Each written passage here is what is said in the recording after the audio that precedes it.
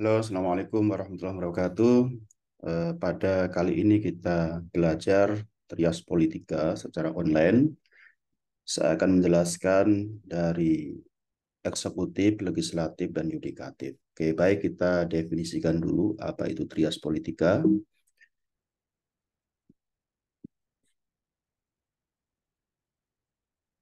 Nah, dari definisi di sini, bahwa trias politika merupakan konsep pemerintahan yang kini banyak dianut berbagai negara di berbagai belahan dunia. Dan memang sistem politik demokrasi ini memang menyeluruh ya dari banyak negara karena dianggap sebagai sistem politik yang modern. Nah, dalam demokrasi tentu ada trias politika. Kemudian konsep dasarnya adalah kekuasaan di suatu negara tidak boleh dilimpahkan pada struktur kekuasaan atau satu struktur kekuasaan politik, melainkan harus terpisah di lembaga-lembaga negara yang berbeda. Jadi tidak boleh dalam pemerintahan itu yang punya otoritas hanya satu lembaga negara saja.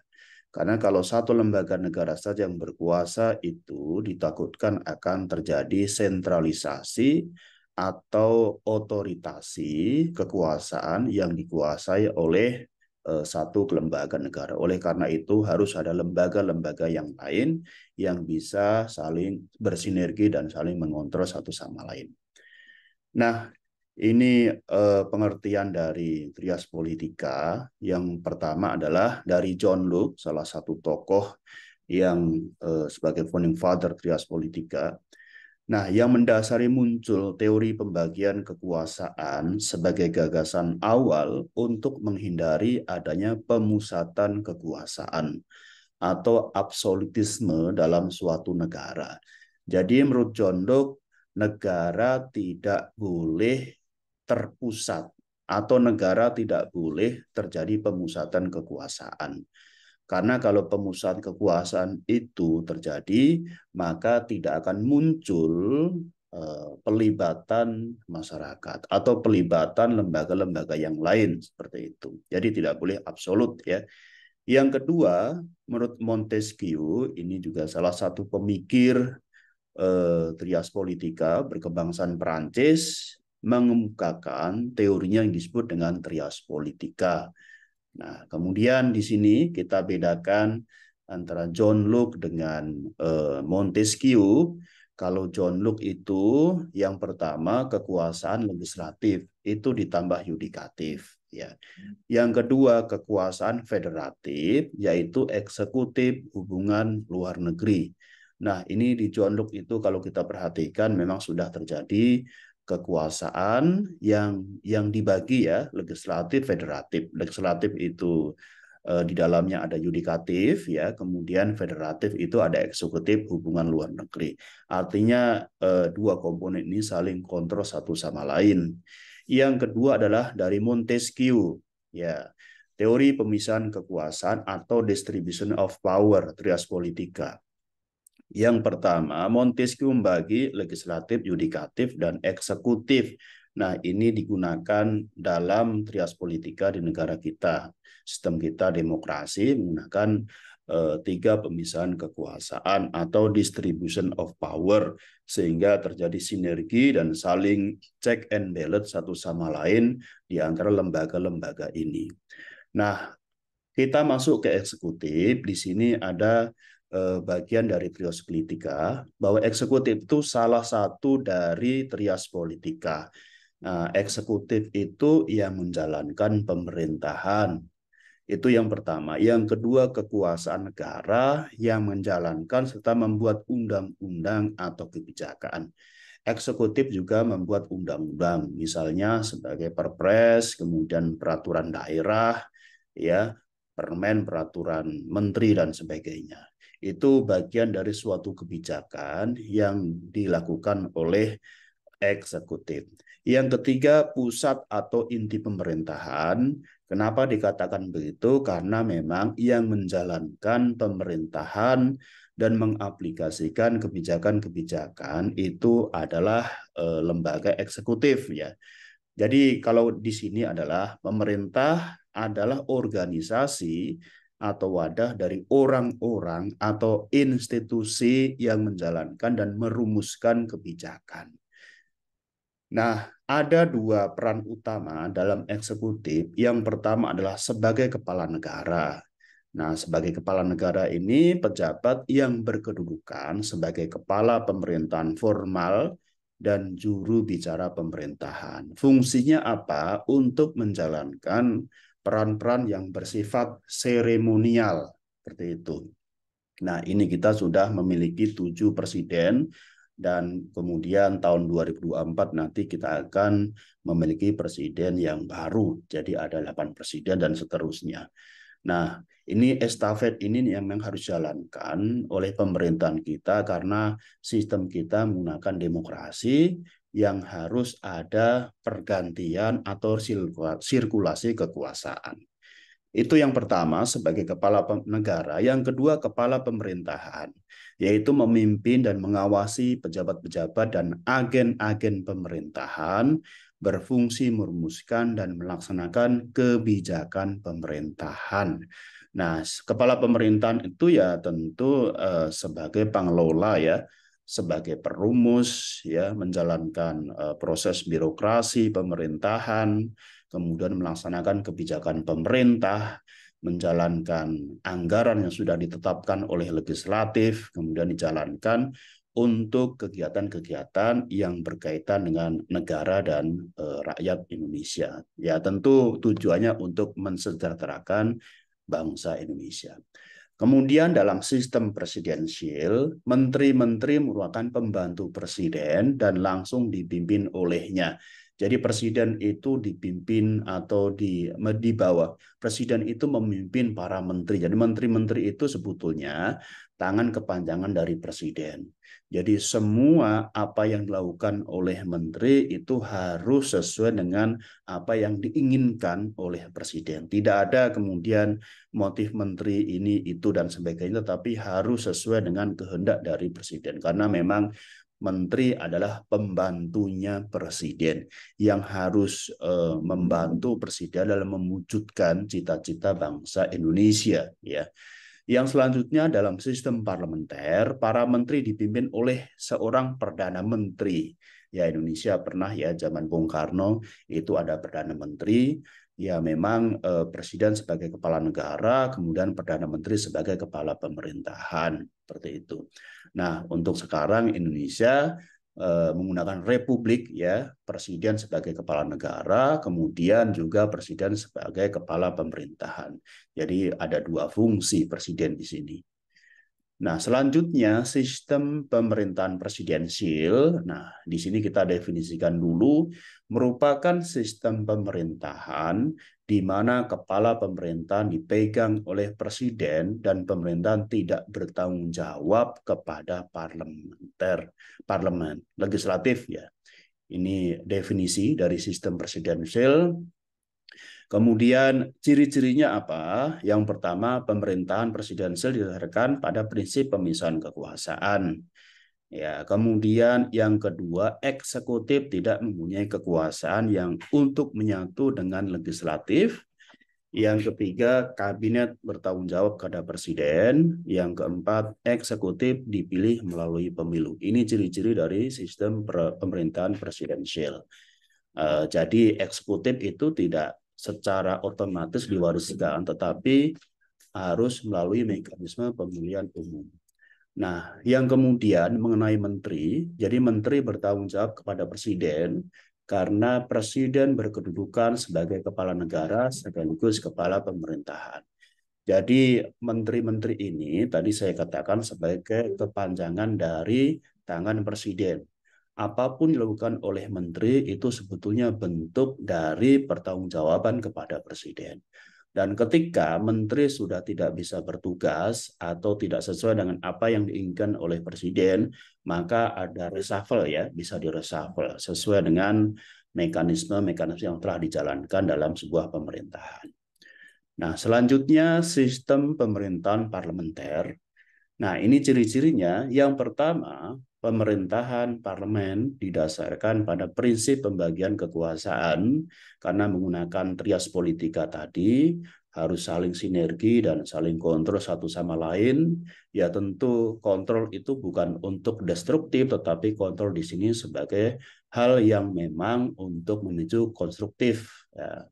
Yang kedua, adanya tanggung jawab yang saling menguntungkan antara legislatif, eksekutif, dan presiden dan kabinet. Jadi yang saya katakan tadi sinergis antara ketiga lembaga ini supaya terjadi kerjasama, ya kerjasama yang konstruktif, bukan destruktif atau saling menyandra satu sama lain. Ya tentu ketika saling menyandra berarti terjadi iklim komunikasi organisasi dalam pemerintahan yang tidak baik. Ya.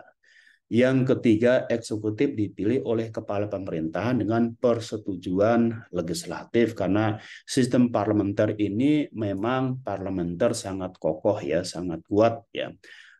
Sebaliknya tadi sistem presidensial itu presiden sangat kuat karena biasanya dipilih secara langsung oleh rakyat secara langsung atau melalui perwakilan. Nah, kalau definisinya di sini sistem parlementer, sistem pemerintahan di mana pemerintah eksekutif bertanggung jawab kepada parlemen. Dalam sistem pemerintahan ini, parlemen mempunyai kekuasaan yang besar dan mempunyai kewenangan untuk melakukan pengawasan terhadap eksekutif. Menteri dan Perdana Menteri bertanggung jawab kepada parlemen. Karena memang sistem parlemen itu parlemen sangat kuat sehingga presiden dan menteri itu bertanggung jawab kepada parlemen. Nah, negara kita menggunakan sistem presidensial. Jadi menteri bertanggung jawab kepada presiden. Sementara presiden adalah bagian dari eksekutif, parlemen adalah bagian dari trias politika, ya. Kemudian legislatif atau yudikatif bagian dari trias politika yang memang mengawasi biasanya terkait dengan pengadilan. Nah, di sini sebagai fungsi negara, fungsi kepala negara, yang pertama negara itu sebagai simbol. Nah, simbol Republik Indonesia menggunakan sistem demokrasi adalah presiden. Presiden adalah simbol negara. Sehingga simbol negara itu melekat kepada presiden, ya. Selagi masih punya legacy ya, karena setiap 5 tahun sekali itu melalui mekanisme pemilihan umum ya, sehingga menjadi sebuah simbol. Sehingga ketika kita menghina presiden ya tentu kita menghina simbol negara. Tentu memberikan masukan, saran dan kritik itu boleh sesuai mekanisme demokrasi, tetapi ketika melakukan penghinaan dan fitnah tentu itu sama saja menghina simbol negara. Yang kedua sebagai seremonial, ya maksudnya presiden di sini memiliki fungsi, misalnya ketika ada tamu-tamu negara yang penting, ya, kemudian secara seremonial itu dilakukan oleh kenegaraan atau presiden bertamu menjalin kerjasama bilateral, multilateral kepada negara lain, ya tentu itu secara seremonial juga dilakukan. Yang ketiga, memegang mandat. Mandat siapa? Ya tentu mandat masyarakat atau mandat rakyat Indonesia. Karena kepala negara ini dipilih secara langsung oleh rakyat dan bertanggung jawab kepada rakyat Indonesia. Ya tentu pertanggungjawaban itu ya sesuai dengan janji-janji politiknya saat kampanye atau visi misinya waktu dia mencalonkan diri sebagai calon presiden. Sehingga dia harus berupaya untuk mewujudkan janji-janji politiknya sehingga dia bisa melakukan perubahan secara baik kepada masyarakat, rakyat seluruhnya. Nah, kemudian tipe utama eksekutif sebagai kepala negara. Nah, yang pertama adalah monarki keturunan. Ini contohnya adalah Arab Saudi, Belgia, Inggris, dan Jepang. Atau bisa ya, kita katakan bahwa monarki itu ada monarki absolut dan monarki konstitusional. Absolut itu biasanya memang keturunan ya, misalnya seperti Arab Saudi itu ya Raja Arab setelah King Salman itu siapa ya? Tentu keturunannya, apakah anak pertama, anak kedua, tentu yang akan disahkan atau yang memang disepakati dalam keluarga kerajaan itu siapa. Jadi absolut ya absolut. Dan memang kekuasaan itu satu, yaitu adalah sang raja. Yang kedua monarki konstitusional. Nah, itu monarki kerajaan yang ada kepala negara sebagai ada raja ya sebagai simbol, kemudian ada kepala pemerintahan ya. Misalnya Australia, Inggris itu ada ratunya, kemudian juga ada kepala pemerintahan yang dipilih secara pemilihan umum atau demokratis. Kalau di sini monarki keturunan, contohnya adalah Arab Saudi, Belgia, Inggris, dan Jepang. Kemudian monarki yang dipilih presiden sebagai simbol, contoh Austria, India, dan Italia, kepala pemerintahan atau presiden, contohnya Amerika Serikat dan Indonesia. Nah, di negara Indonesia sendiri sebetulnya masih ada monarki keturunan, yaitu Yogyakarta. Yogyakarta itu menggunakan sistem monarki. Ya, misalnya gubernur itu secara otomatis adalah Hamengkubuwono. Ya, Hamengkubuwono 10 sekarang, kemudian yang akan menggantikan adalah Hamengkubuwono 11. Selanjutnya Hamengkubuwono 12. Seperti itu. Jadi di Indonesia masih terjadi monarki keturunan, tetapi itu memang sudah disepakati ya. Jadi hanya khusus daerah istimewa Yogyakarta. Kalau yang lain ya tentu menggunakan mekanisme demokratisasi melalui mekanisme pemilihan. Selanjutnya, eksekutif sebagai kepala pemerintahan dalam sistem presidensil yang pertama dipimpin oleh presiden ya sebagai kepala pemerintahan dan kepala negara, yang kedua bertanggung jawab kepada presiden. Ya, kemudian yang ketiga adanya kepastian waktu memegang jabatan. Kalau di Indonesia itu 5 tahun, ya kemudian bisa diperpanjang satu periode lagi 5 tahun. Jadi paling banyak, paling lama itu 10 tahun. Kalau di Amerika itu 4 tahun, kemudian bisa diperpanjang satu periode lagi. Jadi paling banyak 8 tahun. Setelah 8 tahun atau 2 periode itu tidak bisa diperpanjang lagi. Jadi kalaupun diperpanjang lagi, tentu harus mengubah konstitusi ya, mengamandemen itu bisa.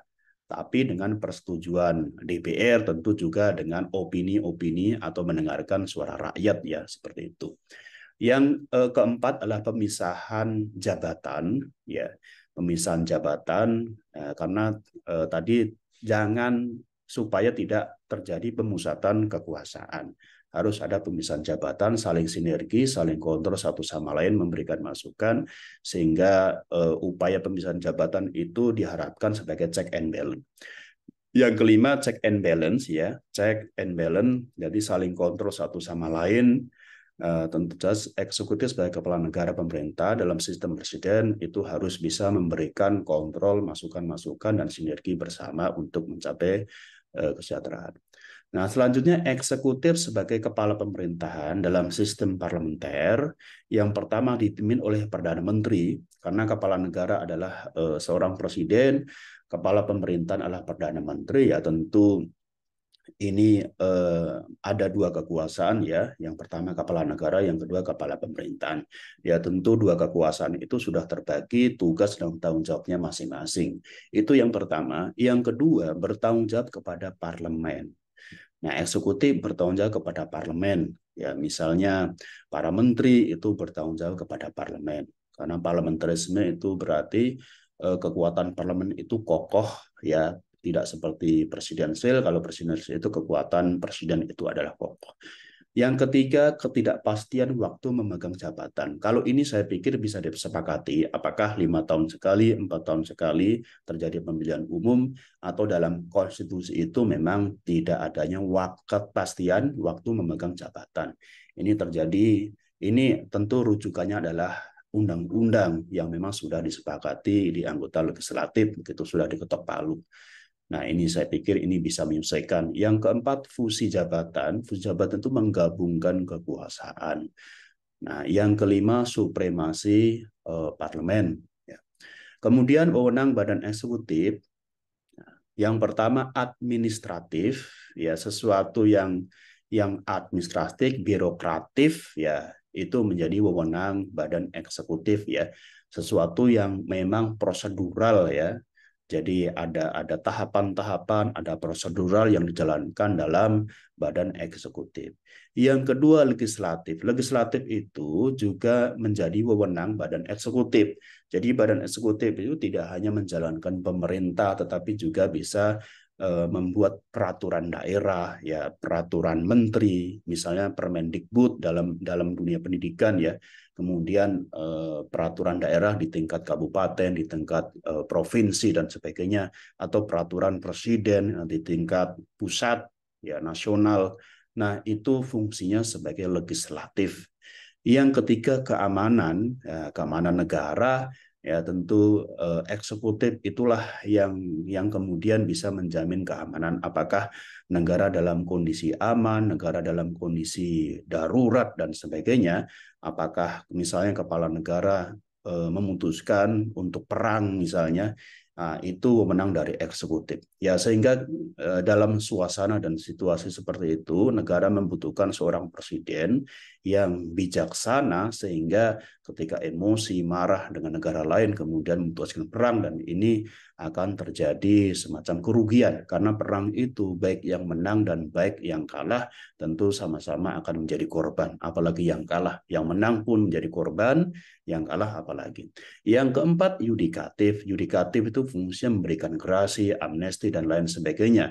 Biasanya presiden memberikan wewenang kepada mereka misalnya napi dalam kasus-kasus tertentu karena sudah melakukan ada apa ya perbuatan baik, atau selama di kurungan dia apa semacam sesuai dengan peraturan-peraturan, dia melakukan kebaikan-kebaikan, atau ada semacam hari-hari besar ya, seorang presiden itu bisa memberikan gerasi kepada para narapidana misalnya. Kemudian diplomatik. Ini penting karena memang diplomasi itu fungsi atau wewenang sebagai seorang eksekutif ya, terutama presiden. Dan juga menteri bisa melakukan diplomatik ini. Misalnya presiden itu bisa berdiplomasi kepada negara-negara yang lain dalam sebuah organisasi atau dalam hubungan bilateral, misalnya untuk menyuarakan kedamaian pada Israel dan Palestina. Ya mereka misalnya sekarang perang. Sehingga bagaimana bisa menghentikan perang itu, bagaimana bisa mendamaikan kedua negara itu supaya tidak jatuh korban.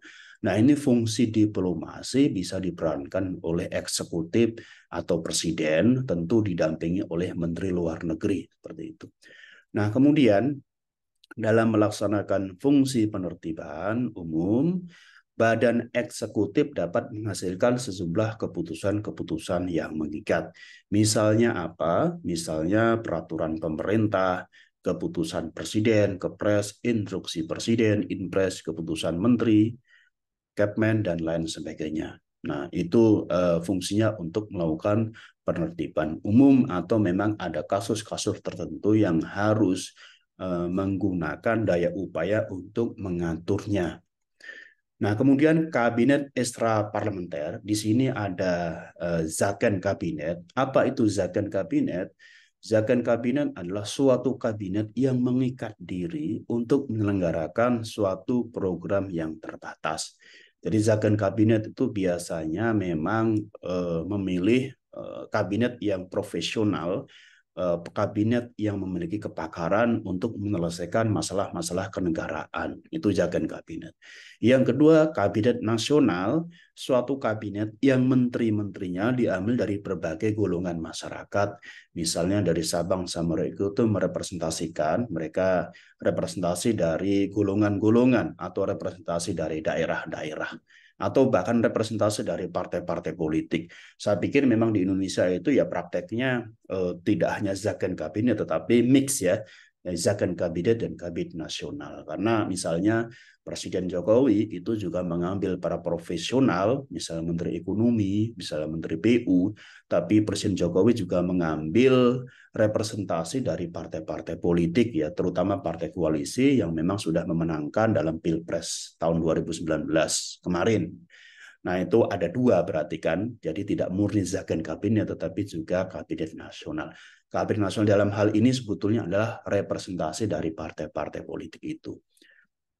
Kemudian lembaga legislatif ya. Nah, apa itu fungsi lembaga legislatif? Yang pertama fungsi legislasi. Nah, fungsi legislasi itu fungsi yang berkaitan dengan kegiatan pembentukan kebijakan publik yang disepakati bersama oleh para wakil rakyat atas nama seluruh rakyat yang diwakili. Nah, kemudian fungsi pengawasan, badan legislatif berkewajiban untuk mengawasi aktivitas badan eksekutif agar sesuai dengan kebijakan yang ditetapkannya. Jadi legislatif itu fungsinya juga yang pertama legislasi, itu membuat undang-undang, merancang undang-undang sampai selesai, ya tentu banyak sekali undang-undang yang harus diselesaikan. Yang kedua pengawasan. Mereka, sebuah lembaga juga mengawasi badan eksekutif yang menjalankan pemerintahan sebagai bagian check and balance, sebagai bagian dari kontrol. Yang ketiga, fungsi anggaran atau fungsi yang dimaksudkan untuk membuat APBN. Makanya budgeting ya. Nah, budgeting itu diketok palu oleh DPR ya. Misalnya budgeting pada tahun 2023, budgeting pada tahun 2024 itu diketok palu oleh DPR sehingga akan dijalankan oleh pemerintahan eksekutif begitu. Kemudian kita satu persatu, yang pertama adalah fungsi pengawasan. Nah, fungsi pengawasan itu terdiri dari beberapa hal. Yang pertama adalah hak bertanya. Anggota legislatif berhak mengajukan pertanyaan kepada pemerintah mengenai suatu hal. Kebijakan-kebijakan dari eksekutif itu bisa ditanyakan oleh legislatif ya, karena kebijakan itu apakah terjadi penyimpangan ataukah tidak terjadi kesesuaian apa yang telah diharapkan, ya tentu itu bisa diawasi oleh badan legislatif dengan hak bertanya tadi. Kemudian hak interpelasi. Nah, hak ini untuk meminta keterangan kepada pemerintah mengenai kebijaksanaannya di suatu bidang. Misalnya entah dalam bidang politik, dalam bidang ekonomi, dalam bidang sosial budaya, dan keamanan. Nah, ini dalam bidang-bidang tertentu ya tentu ada hak interpelasi yang minta keterangan kepada pemerintah, baik itu kebijakan oleh menteri maupun kebijakan oleh presiden. Kemudian hak angket itu hak anggota badan legislatif untuk mengadakan penyelidikan sendiri. Ada kasus-kasus tertentu yang memang harus ada penyidikan atau penyelidikan, tentu DPR harus membuat angket. Misalnya yang sangat populer pada saat itu adalah Bank Senturi ya, gagalnya Bank Senturi, yaitu kemudian DPR membuat hak angket untuk menginvestigasi sebetulnya faktor-faktor dari kegagalan Bank Senturi itu apa, karena bisa merugikan banyak nasabah atau rakyat yang memberikan uang atau menabung di sana. Kemudian mosi tidak percaya ini juga bisa dilakukan oleh DPR kepada eksekutif. Jadi umumnya dianggap bahwa hak mosi merupakan kontrol yang paling ampuh. Ini memang pernah dilakukan oleh DPR pada masa pemerintahan Gus Dur ya. Jadi pada tahun pertama Gus Dur, DPR itu menggunakan mosi tidak percaya, kemudian dilanjutkan lagi pada tahun kedua. Kemudian DPR mengimpeachment Gus Dur dari kursi presiden. Nah, ini hak yang paling ampuh. Jika DPR legislatif sudah tidak percaya kepada presiden, maka dia bisa menggunakan mosi tidak percaya. Tetapi memang mosi tidak percaya kemudian bisa menjatuhkan kursi presiden. Ini menjadi presiden yang buruk bagi sistem demokrasi, karena ketika kita terjadi seperti itu biasanya stabilitas politik yang sangat tidak aman, dan kemudian punya cenderung terjadi konflik ya antar pendukung. Nah, saya pikir memang sudah punya konstitusi, jadi setiap jabatan pemerintahan itu ya selesainya 5 tahun sekali. Sehingga ketika 5 tahun sekali mereka akan mencalonkan diri kembali, ya tentu rakyat bisa menghukumnya, tidak memilihnya kembali. Yang selanjutnya, Majelis Permusyawaratan Rakyat di sini ada MPR, merupakan lembaga permusyawaratan rakyat yang berkedudukan sebagai lembaga negara. MPR bukan lagi sebagai lembaga tinggi negara ya. Kalau dulu kan lembaga tertinggi. Lembaga tertinggi negara. Kalau sekarang tuh MPR tuh sama dengan DPR. Anggota MPR itu sebetulnya juga DPR juga. Nah, ini tugas dan wewenang MPR digariskan oleh pasal 2 Undang-Undang 45.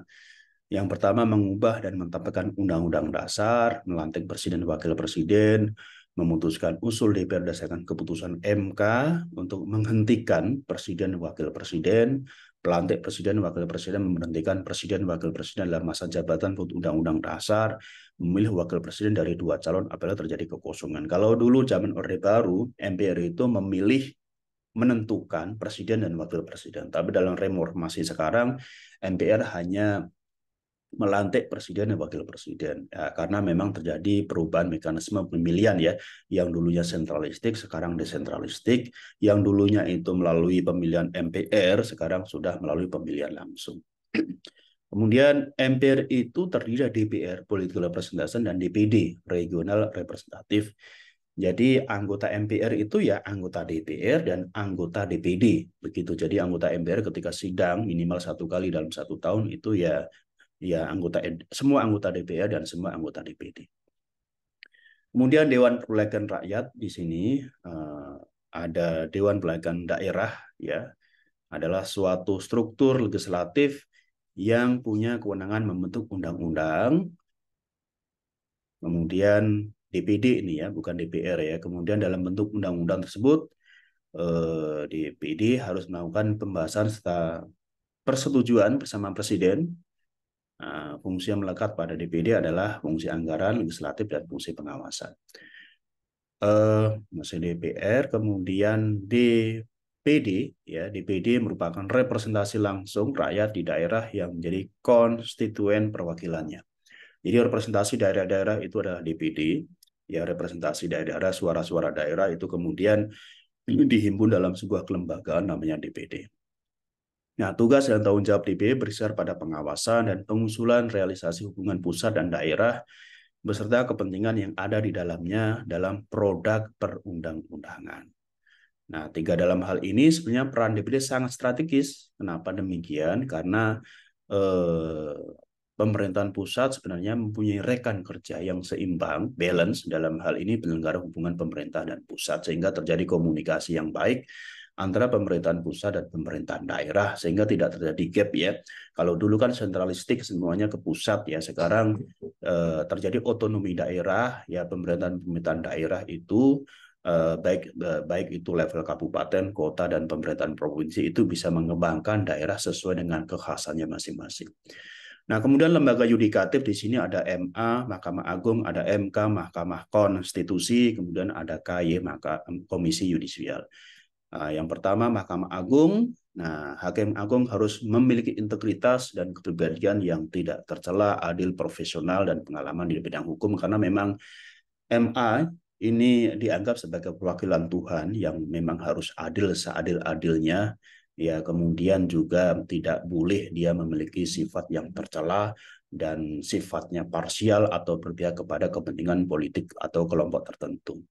Nah, calon hakim agung diusulkan oleh KY, Komisi Yudisial, kepada DPR untuk mendapat persetujuan dan ditetapkan sebagai hakim agung oleh Presiden. Nah, kemudian apa kewajiban dan wewenangnya?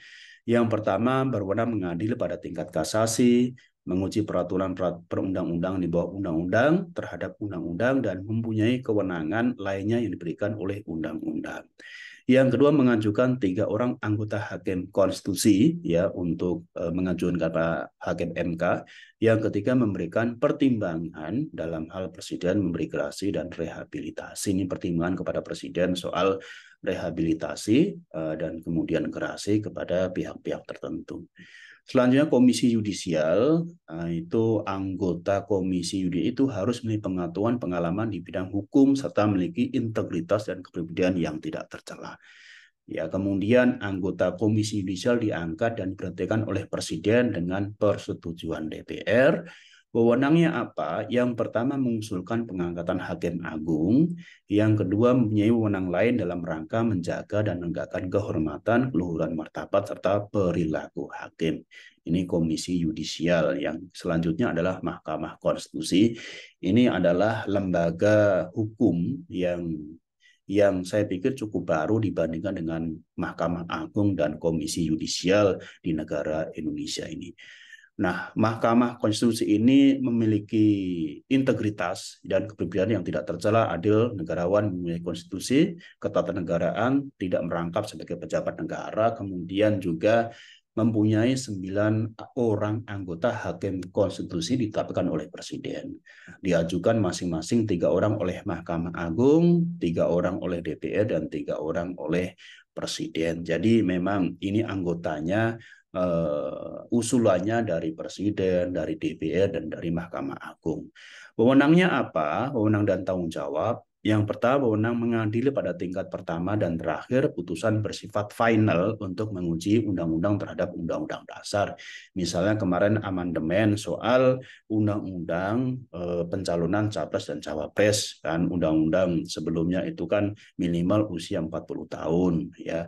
Kemudian tidak ada batas maksimalnya dalam undang-undang itu, tetapi setelah kemudian diamandemen karena berdasarkan usulan-usulan itu tetap minimal 40 tahun, tapi ada klausul baru yaitu minimal sudah berpengalaman menjabat sebagai kepala daerah. Makanya kemarin itu Gibran Rakabuming Raka usia 35 tahun itu bisa mencalonkan diri. Tapi yang jadi persoalan adalah Ketua MK adalah pamannya Gibran dan itu terjadi konflik of interest, dianggap seperti itu. Tapi keputusan MK ini ketika sudah diketok palunya itu sifatnya final. Apakah nanti terjadi pelanggaran etik, ya kemudian cacat dan sebagainya, tetapi ini wajib dijalankan karena sifatnya keputusan final. Seperti juga adanya konflik pemilu, kemudian sudah diputuskan siapa yang menang, siapa yang kalah, itu sifatnya juga final. Jadi tidak ada apa ya semacam usulan-usulan lagi atau sidang-sidang lagi yang kemudian bisa mengubah keputusan dari Mahkamah Konstitusi. Itu yang pertama. Yang kedua, memutus sengketa kewenangan lembaga negara, kewenangannya diberikan oleh Undang-Undang Dasar. Selanjutnya, memutus pembubaran partai politik, ini berkaitan dengan politik ya, memutuskan perselisihan tentang hasil pemilihan umum, tadi sudah saya katakan, jelaskan baru saja. Yang keempat, wajib memberikan putusan atas pendapat Dewan Perwakilan Rakyat mengenai dugaan pelanggaran oleh Presiden, Wakil Presiden. Nah, saya pikir demikian untuk sekilas penjelasan dari trias politika. Ya, trias politika tadi terjadi pemisahan kekuasaan. Pemisahan kekuasaan itu kenapa dilakukan supaya tidak terjadi apa ya semacam absolutisme, ya, absolutisme, sentralisasi kekuasaan. Karena kita menggunakan republik ya, kemudian sistem demokrasi, ya tentu harus terjadi check and balance. Sehingga antara lembaga satu dan lembaga lain yang sama-sama lembaga negara itu posisinya sama, harus terjadi sinergitas, harus terjadi saling kontrol, saling check and balance, sehingga menghasilkan sebuah pemerintahan yang baik, pemerintahan yang bersih. Saya pikir demikian. Terima kasih penjelasannya, partisipasinya. Semoga ini bisa menjelaskan pada pertemuan ini. Dan nanti silakan kalian menjawab kuis dan forumnya di Learning Management System ya. Tapi demikian dari saya. Assalamualaikum warahmatullahi wabarakatuh. Salam Pancasila.